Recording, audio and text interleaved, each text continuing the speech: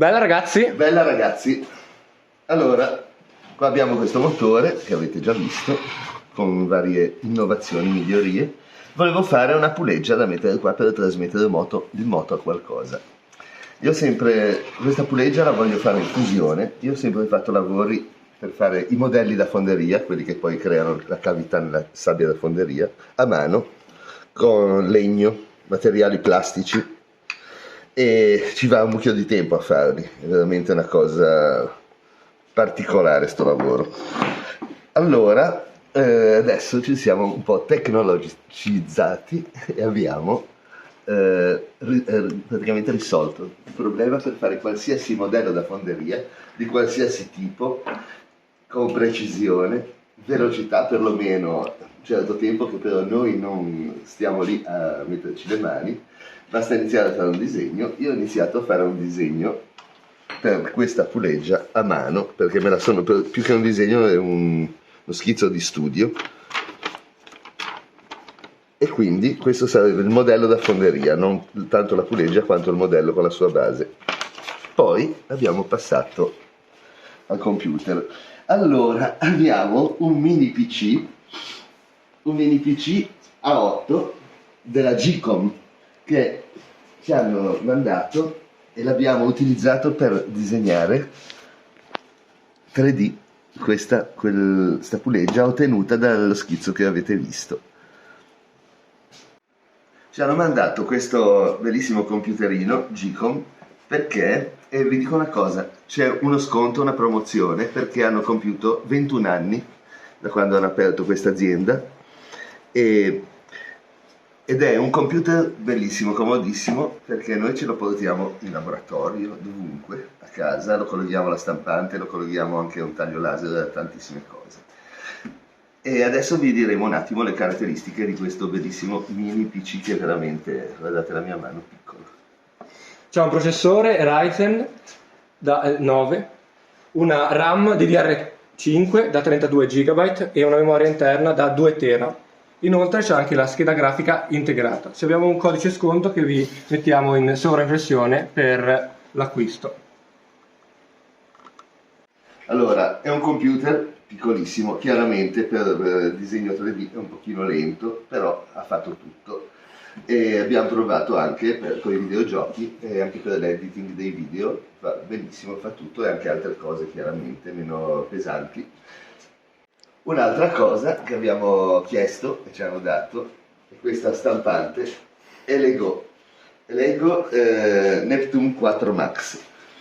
È la più grossa che hanno, ci siamo fatti fornire questo bestione qua per fare appunto anche grosse cose o anche più cose contemporaneamente nella ripetizione, ma veramente bella, abbondante veramente. E abbiamo scelto questa stampante di Lego anche perché è stato il primo a contattarci per fare un montaggio di una macchinina che forse avete visto, c'è un video.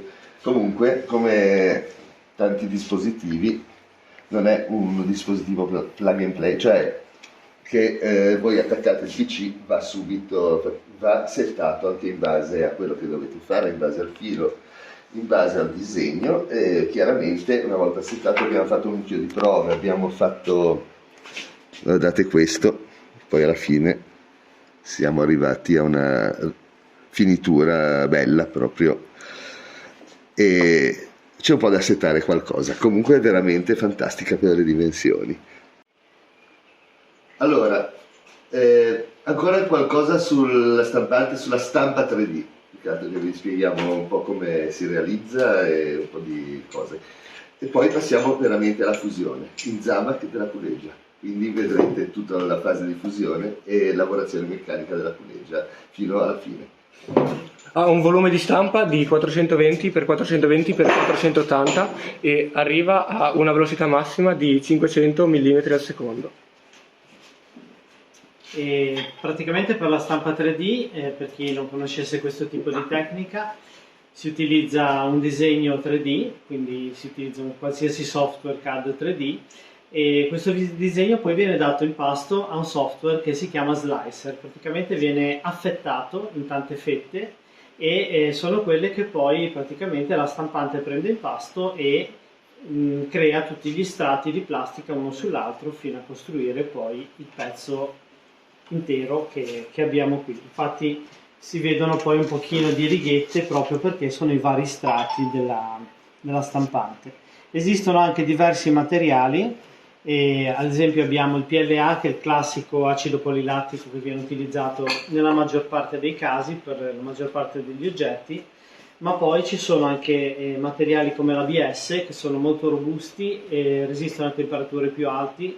L'ABS praticamente è anche questo, è il materiale con cui vengono costruiti gli elettroutensili, alcuni particolari delle automobili. E poi esistono, che l'abbiamo subito voluto provare, questi tipi di filamenti che si chiamano Rapid PLA o Hyper PLA in base alle ditte che li producono, e che sono filamenti appositi per fare stampe velocissime, anche 600 mm al secondo, quindi più di mezzo metro in un secondo. Vediamo proprio la testina della stampante che va come una scheggia, e questo filamento in particolare è molto preciso, lascia una finitura liscia, sembra proprio un pezzo uscito di fabbrica. Come funziona in questo caso un modello da fonderia per questa puleggia, che sarebbe quello che ho disegnato qua, da cui abbiamo ottenuto questa? Funziona che questa è mezza puleggia. Se noi la raddoppiassimo avremo la puleggia intera, e infatti la mettiamo su questa base e facciamo due calchi di questo in due staffe, così, in modo da ottenere due cavità che sono due mezze pulegge, la cavità di due mezze pulegge. Unendoli potremo fare la colata, e a questo punto, questo qua è l'esempio, potremo fare la colata di Zamac e avremo la puleggia intera, perché le due semicavità si riempiranno di metallo. Quindi iniziamo a preparare. Questo qua è una base su cui ad esempio mettevo quei modelli che avete visto prima di legno. Questo qua è un foro per il posizionamento, per così questi tre fori sono questo esattamente al centro, e questi corrispondono a questi delle staffe. Quindi possiamo iniziare. Allora vedete che qua c'è un segno, questa qua è la parte dove va, anche qua col pennarello, che va a ricevere l'impronta. Facciamo questo lavoro qua, inseriamo nel foro del nostro modello fatto con la stampante 3D, è perfetto, come avete visto, è tutto bloccato. Invece in questo caso, invece che fare un foro centrale e un altro di posizionamento, abbiamo fatto con la stampante due fori che corrispondono a questi, e quindi sarà sempre tutto centrato. A questo punto iniziamo a riempire di terra. Ora diamo una spolveratina di talco a tutto il modello e lo soffiamo via l'eccesso.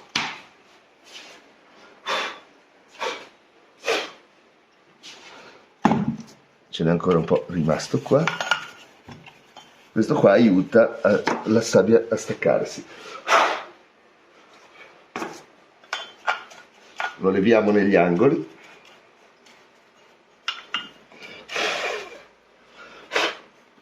Ok, leviamo gli eccessi, lascia una superficie scivolosa, e possiamo a questo punto cominciare a mettere la sabbia da fonderia, per far sì che, vedete com'è, ha dei motti, dei grumi, per far sì che a contatto col modello non ci siano grumi che poi lascerebbero un segno. Conviene passarla con un setaccio.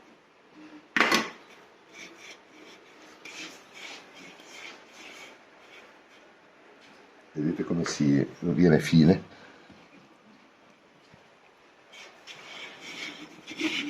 Quindi prendiamo altra sabbia. Questa qua è una sabbia speciale, praticamente sabbia quarzosa finissima, tenuta insieme da un legante, un polimero.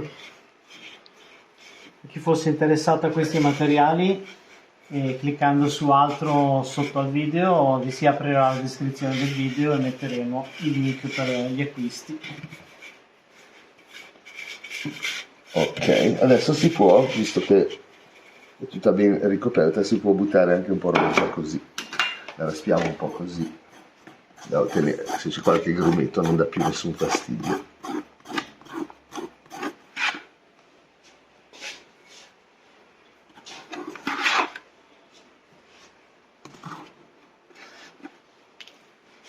Allora, adesso schiacciamo un po', comprimiamo in modo omogeneo, quindi non in un punto e poi dopo negli altri, un po' dappertutto. Poi si va negli angoli che ricevono meno forza. Si può anche fare un lavoro, volendo, con questo qua si fa comprimere bene. E ora ne metterei un altro strato da arrivare a filo della staffa.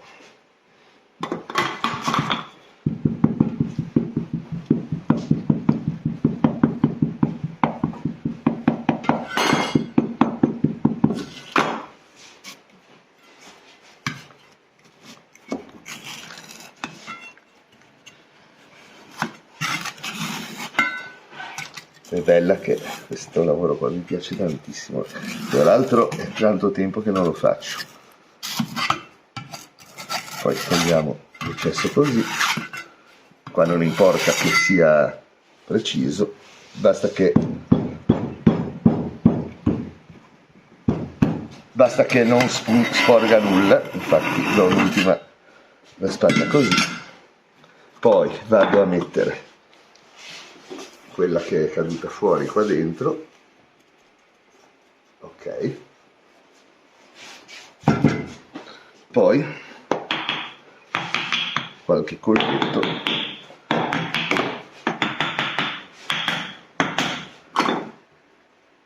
ora sfiliamo i chiodi,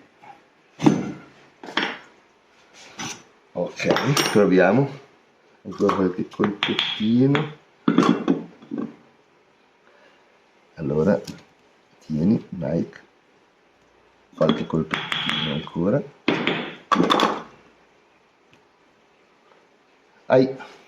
Se l'hai portato via un po', è rimasta un po' attaccata qua. Forse perché ho sbagliato, io sono salito un po' in modo inclinato.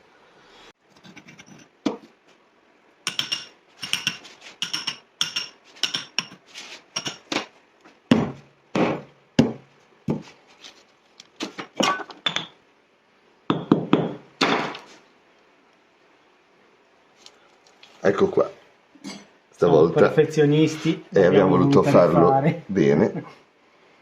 E adesso facciamo l'altra. Quando avremo le due, praticamente la messa capovolta, la stessa impronta, qua sopra avremo tutto questo vuoto, poi faremo il foro di colata, qualche forellino di sfiato e tra poco ci vediamo. Questa l'ho voluta riempire io. Vediamo l'altro. Perché è un gioco veramente bello e rilassante.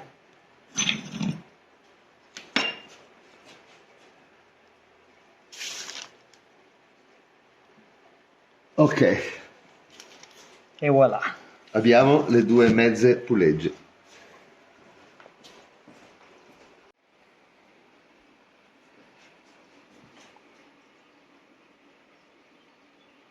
Facciamo il foro di colata.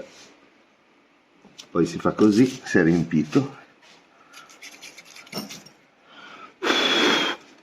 Qua non importa se si rompe perché tanto dovremo lavorarlo sul tornio, quella parte lì, quindi può rimanere grezzissima proprio senza problemi.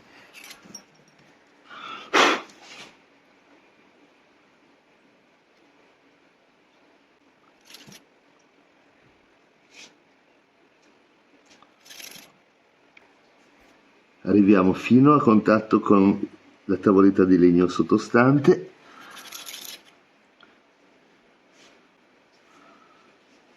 Una specie di fustella questa. Ha un lato tagliato, così girando taglia. Ancora poco, ci siamo.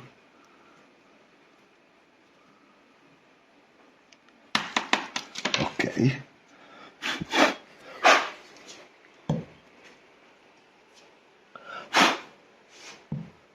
Eccolo. Puliamo bene perché devo appoggiarlo per la parte importante qua. Allora faremo la colata da questo lato, quindi facciamo tutto un lavoro qua adesso di scavo per creare un pozzetto per la colata, per fare andare poi giù il materiale nel buco, che allargheremo anche quel buco. Poi qua si versa così vediamo cosa stiamo facendo.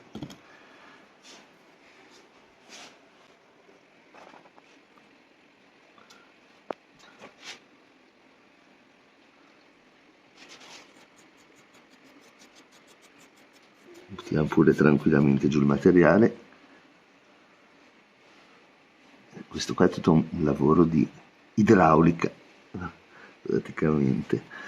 Ora facciamo un po' di pulizia.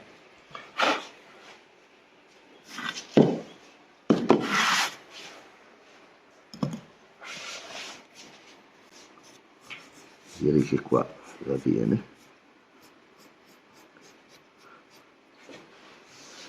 È tanto che non faccio queste cose, mi piacciono troppo. Allarghiamo un po' il foro adesso, questo da fare un po' di imbuto per facilitare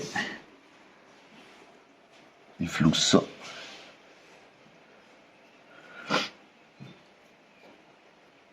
Ok, direi che così ci siamo. La Zamac non ha bisogno di molta altezza di pressione perché è pesante di suo.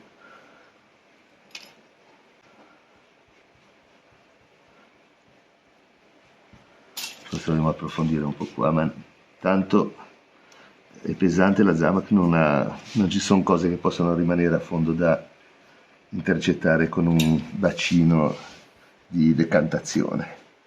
Con l'alluminio sì. L'alluminio ha bisogno, quello vediamo, c'è qualcosa magari di pesante. Ok.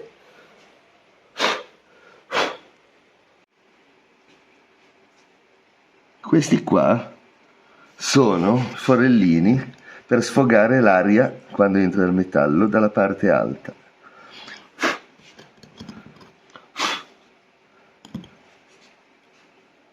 Facciamo 2 o 4.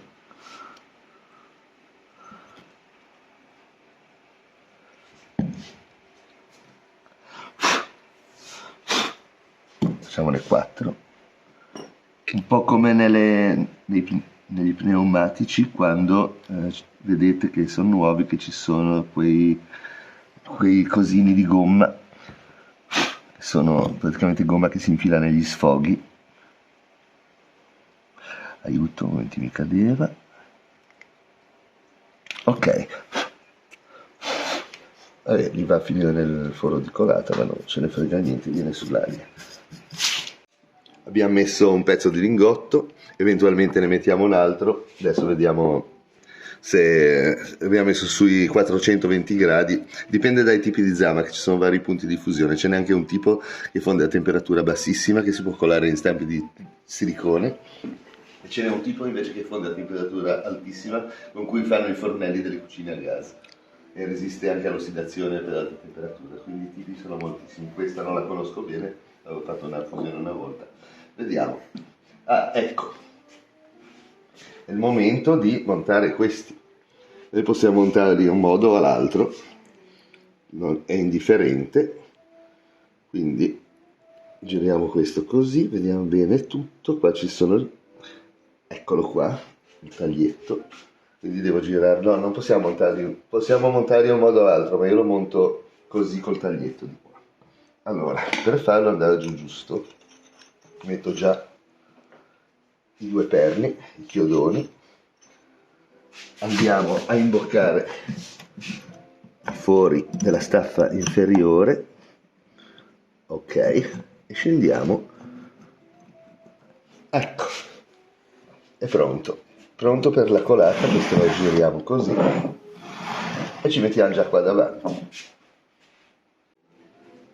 Si sta fondendo il secondo lingotto che abbiamo inserito dentro e tra poco, quando si stabilizza la temperatura, lo coleremo. È fuso, Facciamo una cosa, cerchiamo di togliere un po' uno strato, vedete che gli ossidi ha spurgato una mattassina di ossido, è andato fuori, vabbè, lasciamolo lì. Questo qua era meglio se lo tiravo più in qua. E ci siamo, possiamo fare la nostra colata. C'è ancora questo. Ok.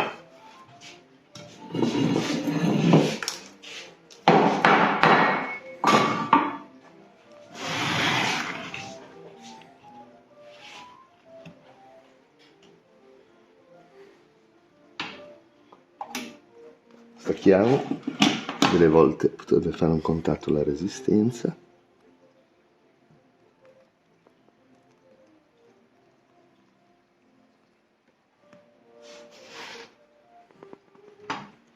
Eccola lì.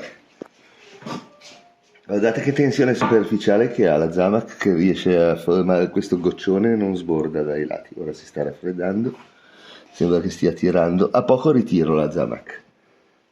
È molto bella per questo anche. Lasciamo adesso pian piano raffreddare il nostro pezzo lì dentro. È il momento di aprire. Ancora caldo, ma questa è quella che è avanzata.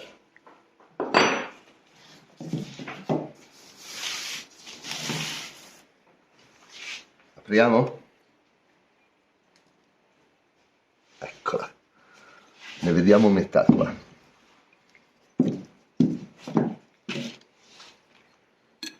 Andiamo dentro. Si sentono i buchi passanti.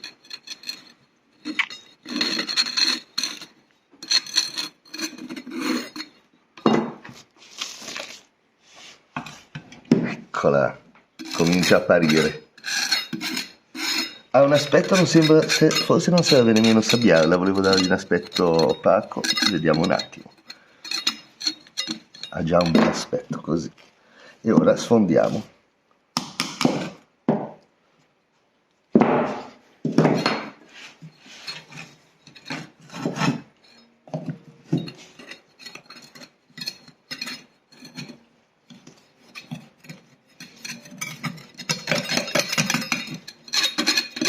Vedete questo bordo qua? Corrisponde a questo che serve per aiutare a sformare che non si rompa lo spigolo vivo. Quindi gli ho dato questa cosa qua, che poi tanto verrà tolta col tornio. Guardate i forellini di sfiato che sono rimasto, è rimasto un pezzettino che spunta.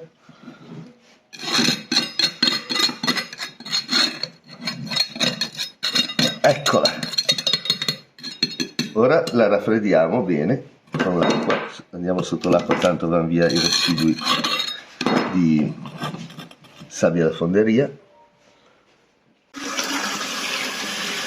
Frigge poco, era quasi fredda.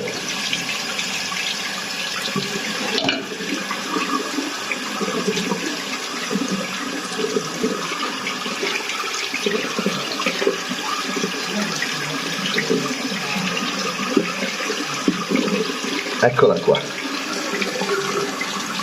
Ora tagliamo via questo, la mettiamo sul tornio e iniziamo a lavorare qua, qua e a fare il foro, poi a lesarlo al giusto diametro. È il momento di tagliare il foro di colata. La tengo, se no poi cade al momento giusto.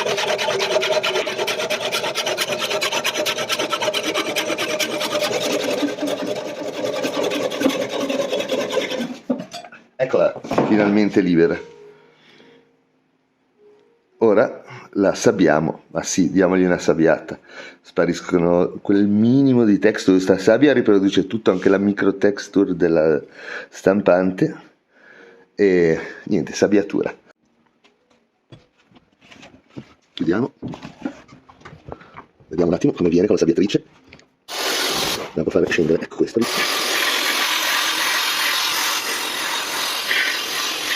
Ora vediamo un attimo la prima cosa, in secondo, vediamo come gomica. Bene, sì, ci sta la sabbiatura, sappiamo. Andiamo un attimo alla luce. Qua non l'ho dato perché tanto va lavorato di tornio. Eccola qua, tutta bella. Vedete qua, sarebbe da darci ancora un pochino, ma va bene così, direi. Non esageriamo. Abbiamo una raspata qua e qua dove ci sono questi forellini con la carteggiatrice. Vedete, tocca sia qua che qua. Questo significa che il modello è molto preciso. E ora bisogna mangiare questo, ma lasciamo perdere, lo facciamo col tornio. L'importante è qua dove andrà appoggiato sul plateau. Allora, questo qua che va messo qua è vecchissimo. Ci ho lavorato tantissimi pezzi asimmetrici, non rotondi, un sacco di cose. Come vedete tutti sti fori sono apposta per ogni pezzo che ho lavorato, comprese le turbine che avrete visto in un altro video. Qua ho fatto dei fori filettati apposta per questa. E adesso la montiamo, poi la centriamo anche a occhio il più possibile e intesteremo tutto qua e poi faremo il foro, alleseremo il foro al giusto diametro. Vediamo questi che non finiscono più, ci hanno messo un mucchio di filetto. Ecco, allora mettiamo a contatto la parte che ho spianato sulla carteggiatrice.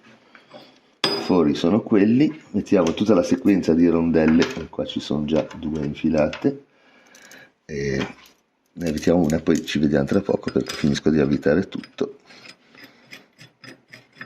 Ecco, come è messa su vedete che gira tutta storta, quindi dobbiamo centrarla a mano e poi stringere questi e chiaramente tenerla girata in là, perché questo girando in qua, se dovesse scivolare almeno è bloccata, non si sposta.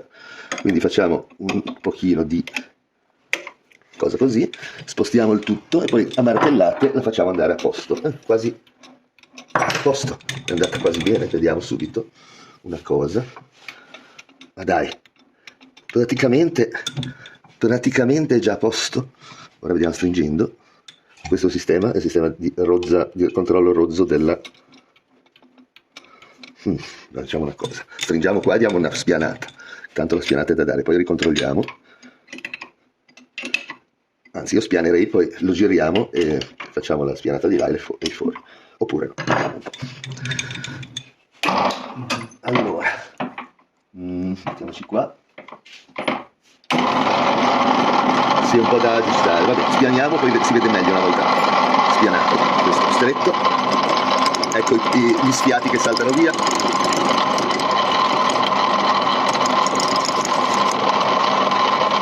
Andiamo a demolire il foro di colata.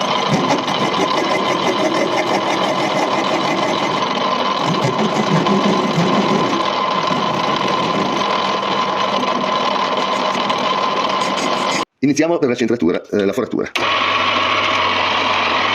o meno centrata, poi estremamente verrà fornita.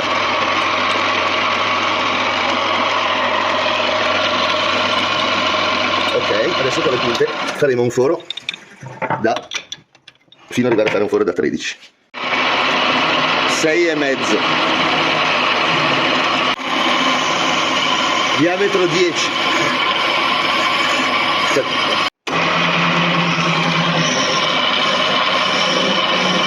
Foro da 13. E ora alesiamo con un pensile da interno. Abbiamo finito l'alesaggio, do una cimatura lì, un po' di cianfrinatura.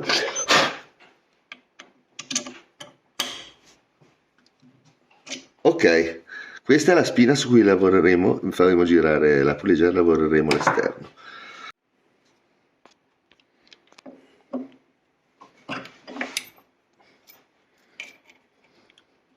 Oh, questo qua spunta un po', gli diamo una corciata.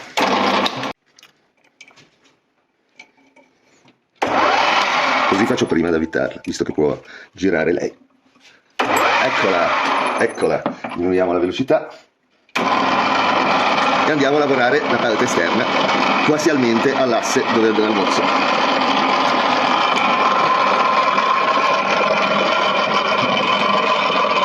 Togliamo questo artifizio che è servito per la sformatura anche i fori, questi qua, la raggiatura del raggio non arriva a fare questo lavoro, diventare così orizzontale, fa così e di là anche, quindi resta così, quindi la sfumatura è efficace sempre.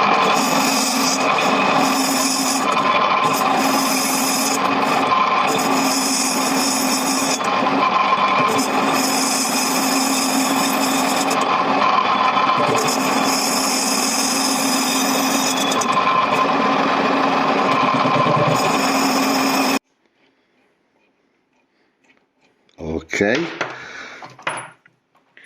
qua c'è ancora una lavorazione da fare. Guardate che bella. Ah, importante, non so se vedete, la bombatura non è cilindrica, è leggermente a botte. Questo serve perché le cinghie piatte tendono a scappare dalle parti. Se si fa con questo trucco loro si autocentrano. Questo pezzo, che poi vedrete cosa serve, ha un forellino lì che servirà da chiavetta sul fianco e riprodurremo lo stesso foro qua alla giusta distanza, quindi questo ci fa da mascherina.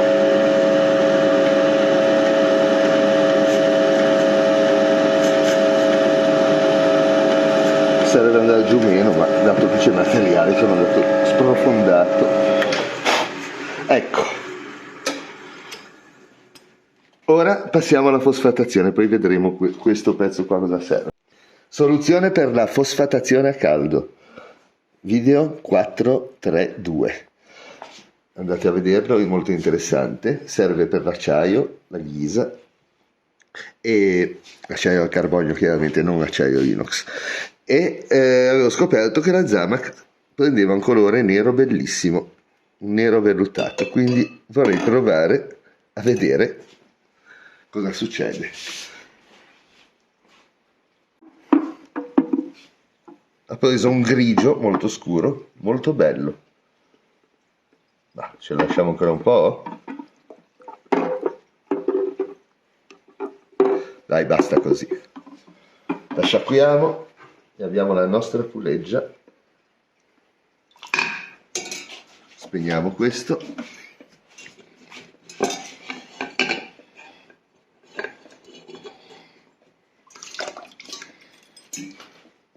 Ottimo, molto bella, sembra uscita da una fabbrica, sembra di ghisa, ha un colore che sembra di ghisa. Ora ci diamo un'asciugata, una soffiata con l'aria. È bellissima, ha tutti questi cristallini che brillano. Qua sviluppa un bel attrito con la cinghia, è magnifica. Volendo si può anche verniciare, la Zamac prende male la vernice, tende a staccarsi la vernice, invece con questo trattamento si può verniciare ed è sicuramente resistente. Adesso passiamo al nostro motore, che vi dico velocemente che sono state fatte altre migliorie, cioè aggiustamenti, sostituzione della bulloneria con bulloneria fatta al tornio, in acciaio al carbonio, leggermente fosfatato. Ma la cosa più interessante adesso, la cosa del momento è questo. Adesso prendiamo gli altri pezzi, però vi dico prima che prima era semplicemente chiuso con questo dadaccio. Ma io ho fatto tutta una modifica. Innanzitutto ho fatto andare il volano più vicino al motore, cambiando questo distanziale che era di alluminio bruttissimo, con uno di acciaio al carbonio, anche lui fosfatato. E ho aggiunto questo qua è la chiavetta che trasmette dal volano il movimento a questo pezzo, rimanendo solidale questo nuovo mozzo, diciamo, è una prolunga, e a sua volta la trasmette alla puleggia, quindi è tutto solidale. Prendo un attimo altre cose, buttiamo qua dentro i pezzi. Questi qua sono tutti stati pezzi originali che ho sostituito, tutta sta roba. E questo è uno di questi che ho perso, quindi ne ho fatto un altro e non ho finito di lavorare. E allora inseriamo il nostro falso mozzo che diventa un vero mozzo. È molto preciso, ok. Questo è un dado speciale, è un dado che di qua è, tra l'altro è M8 e di qua è M6 in più, va a schiacciare il mozzo laggiù in fondo contro al volano. Il mozzo è centratissimo sull'asse del motore, sull'albero del motore, quindi diamo una bella stretta a questo e qua siamo a posto. E ora possiamo inserire la nostra puleggia sul mozzo. Sapete una cosa? I cristalli della fosfatazione credo che abbiano fatto il loro lavoro. Ecco, si sono un po'... Allora, quindi io devo andare a cercare il buchino. Ah, ecco, lo vedo. E lo andiamo a imboccare. Ecco, ora è imboccato, ora non serve altro che questo elemento qua, anche lui in acciaio al carbonio fosfatato, e questa vite qua che non mi piace perché poi me la farò apposta, serve un po' più alta perché roba del genere dei tempi che furono erano sempre un po' più alti anche i dadi rispetto al giorno d'oggi. Quindi andiamo a stringere, si sta piantando, ecco, a posto. drittissima. Abbiamo la possibilità di trasmettere il moto ad altri oggetti, ad altri dispositivi, e ora quasi lo mettiamo in funzione a questo punto. Faccio un po' di GPL.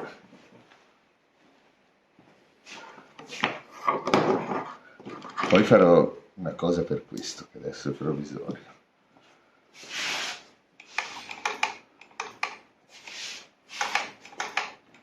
Ora non ho più la comodità di prendere i raggi per metterlo in moto, me lo giro dalla mia parte così. Più alla mano, deve arrivare il gas. Ecco. Ah, non c'è la marmitta adesso, perché è in lavorazione.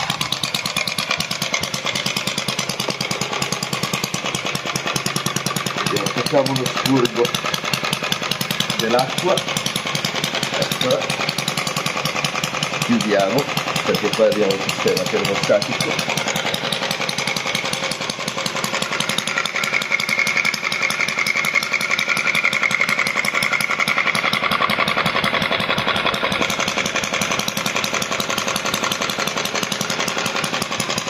Ora quando si scaldano un po' meglio, adesso si scalda qualche colpo.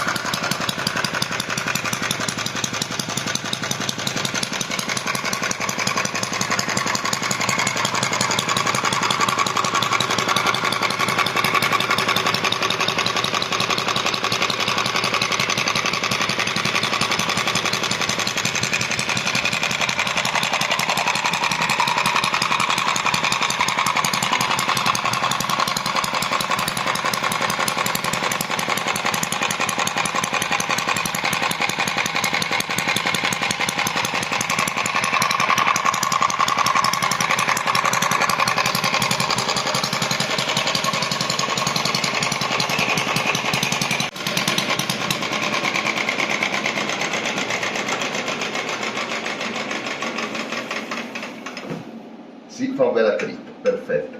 Ma metteremo, abbiamo visto su internet, ci sono delle striscine di pelle, roba simile, proviamo a fare una cinghia di pelle morbida e poi facciamo dare qualcosa prossimamente. A proposito di internet, per chi fosse interessato a tutti i prodotti che abbiamo fatto vedere, sia riguardo alla fosfatazione, ma anche il nostro mini PC che ha uno sconto del 5%, o la nostra stampante 3D, è il momento adesso di acquistarli perché abbiamo anche uno sconto fino al 25 di luglio, quindi c'è tempo per valutare il prodotto e se vi interessa sicuramente è molto interessante. Daremo il link anche di questo motore che lo fa la Stirling Kit e ha anche tantissimi altri prodotti, uno dei quali è un motore Hit and Miss che vi faremo vedere prossimamente, su cui stiamo lavorando. A questo punto, se Vi vi è piaciuto il video, vi salutiamo, mettete like, mettetecelo un like alla chiusura del video e bella ragazzi! Bella ragazzi! Bella ragazzi!